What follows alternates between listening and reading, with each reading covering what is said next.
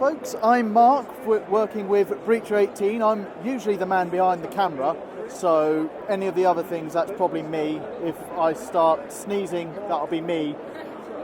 I'm here with Rich from Steamforged Games. How you doing? The man responsible for this chap here, who is the player character. The Red Knight, yeah. The Red Knight from from Dark Souls.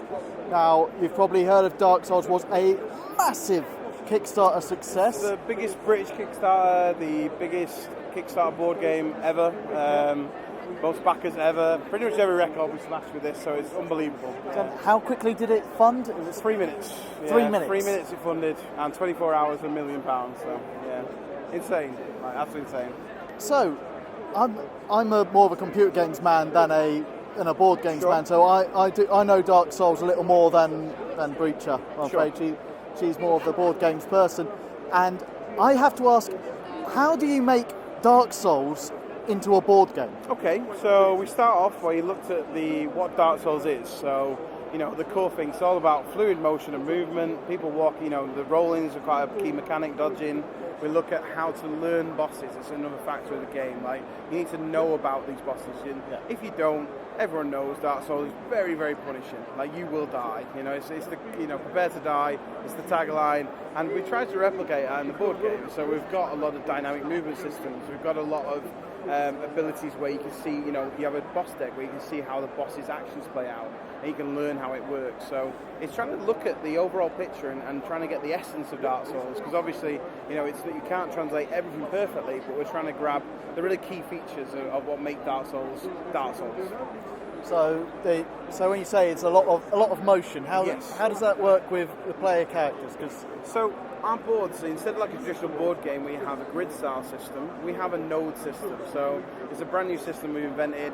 Basically, it's a selection of nodes on the board, and that allows arcs and movement in it. So you move around the board, and the bosses can displace you and move you around as well. So when you actually play the boss fight or any of the grunt fights, you'll feel that your models are constantly dynamically moving around this world. So you can never just stand there, pick a load of dice up and just roll them. That's not what's going to happen. You have to think about where your position ends, where you stood, what attack's coming next, how you're going to prepare for that. And it really gets that tension feeling of how the risk reward of what you're doing.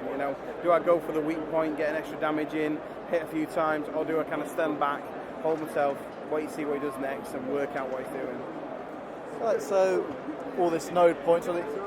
How many players can you have in it? So it's 1 to 4 players. So you can play as solo, because the boss, basically you're playing against the machine, basically. So you're playing against the AI. So you can run through this solo. We're expecting to see quite a few people getting Twitch streams online, rocking the board game out and filming themselves play through, and tweaking the difficulty. The way we've designed it is quite modular. So although we're designing the way to recommend to play it, people will definitely mod this, and there's a big Dark Souls community that will definitely take this, make it really difficult for themselves, up the scale of what encounters go in the deck, change the bosses that we're going to play against, and really punish themselves, I think. So you're going to see a lot of homebrew around this game, I think, as well.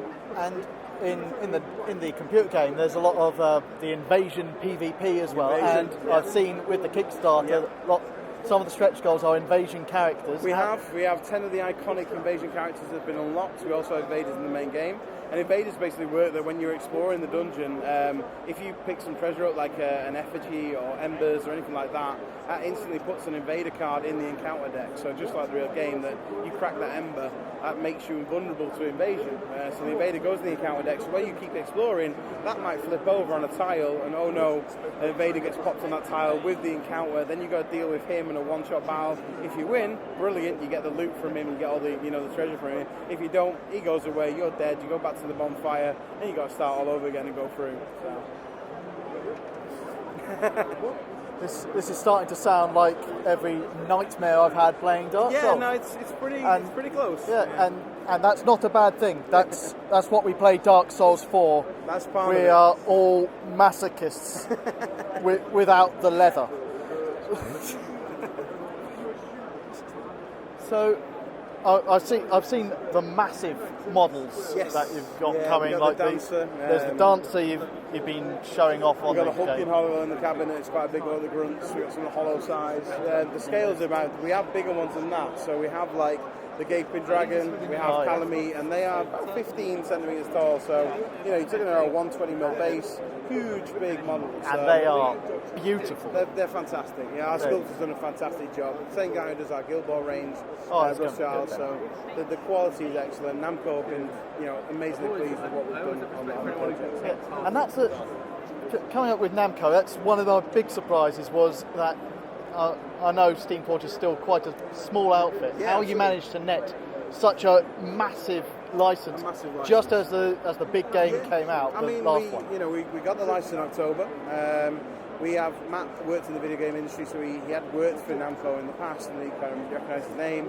But you know, we were at a confident pitch, and we presented a good quality item. They saw what we've done with Guild Ball, they saw the prospects of what we can do as a company, and they were quite happy to give this license to us and knew we'd do it justice. And they're absolutely Bandai Namco are over the moon with what we've done. So we couldn't be happier that they give us the opportunity to realise this game in board game form. We're really happy.